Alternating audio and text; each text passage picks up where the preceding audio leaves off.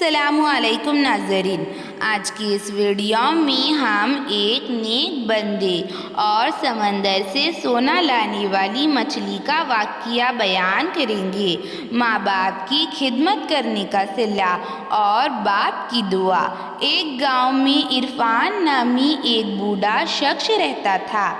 اس کے 4 بیٹے تھے جو اپنی اپنی بیوی بچوں کے ساتھ رہتے تھے۔ عرفان ایک کمپنی میں کام کیا کرتا تھا، لیکن اب بہت زیادہ بوڑھا ہو چکا تھا اور کافی کمزور بھی ہو گیا تھا۔ اس میں کام کرنے کی بالکل بھی طاقت نہیں تھی۔ عرفان نے سوچا کہ اب بس وہ اپنے بیٹوں کے ساتھ رہے گا اور اب وہ آرام کرے گا، اور پھر عرفان اپنے بڑے بیٹے کے پاس گیا جو کہ ایک مالدار آدمی تھا اور کمپنی میں بڑی اچھی پوسٹ پر کام کیا کرتا تھا۔ عرفان نے اسے محنت کر کے پڑھایا تھا، لیکن یہ بے حد کنجوس تھا، ایک روپیے کا حساب لیا کرتا تھا۔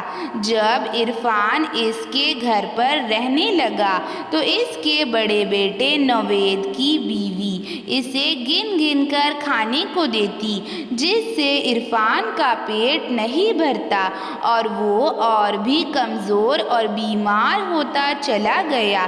ایک بار نوید اپنی بیوی سے زیادہ خرچ ہونے کی وجہ سے اس پر غصہ کرنے لگا تو نوید کی بیوی نے کہا، تمہارا باپ پورا اناج کھا جاتا ہے، وہ سارا راشن کھا جاتا ہے، خرچہ اسی وجہ سے زیادہ ہو رہا ہے۔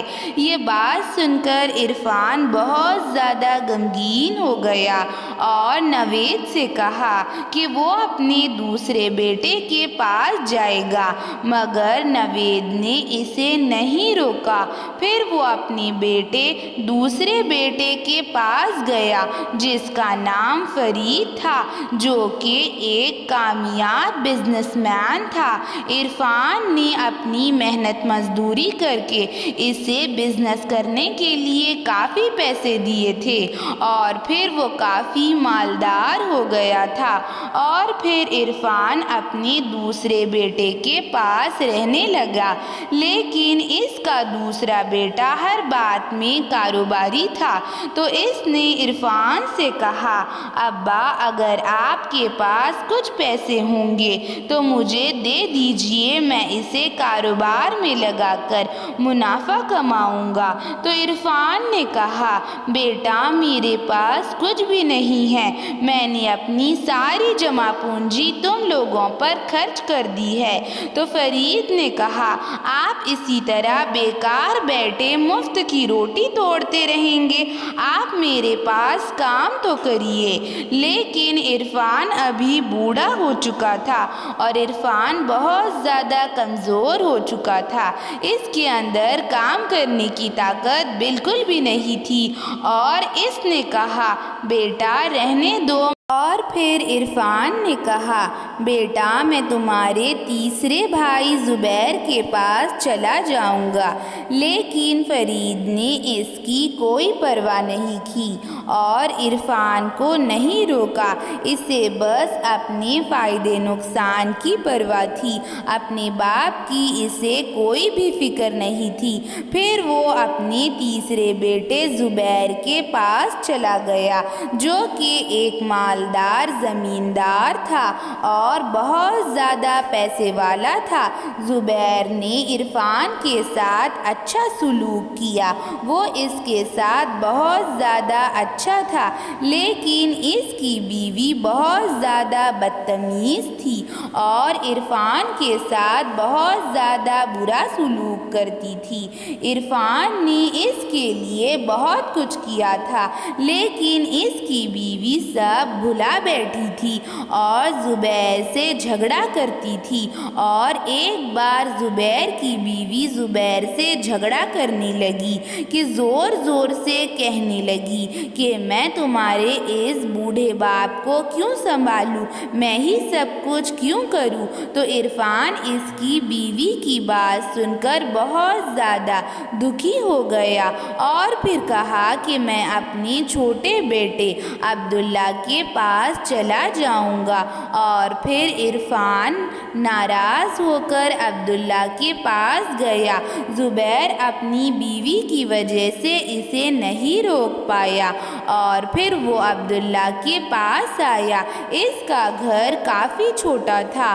عبداللہ جو اس کا چھوٹا بیٹا تھا اور کافی کم عمر تھا، اور عرفان اپنے بڑھاپے کی وجہ سے عبداللہ کے لیے کبھی بھی کچھ نہیں کر پایا۔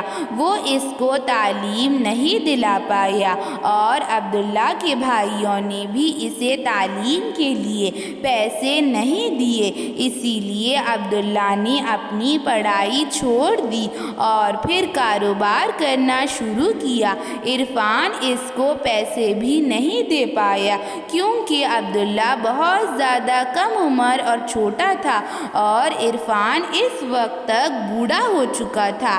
زویا بہت زیادہ اچھے تھے اور عبداللہ بہت زیادہ اچھا تھا اور وہ دونوں عرفان سے بے حد محبت کرتے اور عرفان کے آنے پر بہت زیادہ خوش ہوئے اور اس کا استقبال کیا۔ عبداللہ کی بیوی گھر میں کپڑا رنگین کرتی تھی اور عبداللہ کی بیوی سوت کاٹتی تھی اور عبداللہ سوٹ بنا کر بازار میں بیچتا تھا اور بہت زیادہ مشکل سے ان دونوں کا گزارا ہو رہا تھا۔ لیکن جب عرفان آیا تو دونوں نے شکر گزاری کی اور دونوں صبر و شکر کے ساتھ زندگی گزار رہے تھے۔ تو عرفان کی موت کا وقت قریب آیا تو عبداللہ اور اس کی بیوی زویا رونے لگی اور کہا، بابا ہم آپ کی جدائی برداشت نہیں کر پائیں گے۔ تو عرفان نے ان دونوں کے سر پر ہاتھ پھیرا اور پھر عرفان نے ان دونوں کو ڈھیروں دعائیں دی اور عرفان اس دنیا سے رخصت ہو گیا۔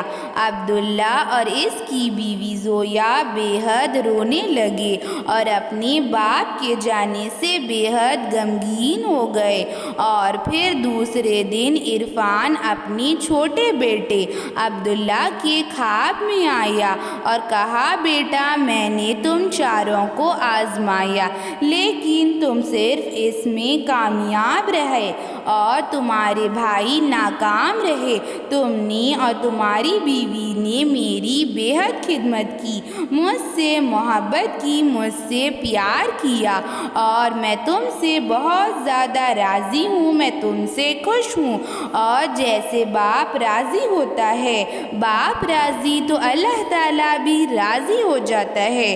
اور تم سمندر کے پاس چلے جاؤ، میں تمہیں دعا دیتا ہوں۔ اور پھر عبداللہ اٹھا اور سمندر کے پاس گیا تو سمندر سے ایک مچھلی باہر آئی اور منہ سے سونا اگلنے لگی۔ عبداللہ یہ دیکھ کر حیران رہ گیا تو مچھلی نے کہا، اے عبداللہ یہ تمہارے والد کی دعاؤں کا اثر ہے اور باپ کی خدمت کا اللہ تعالیٰ نے تمہیں یہ صلہ عطا فرمایا ہے۔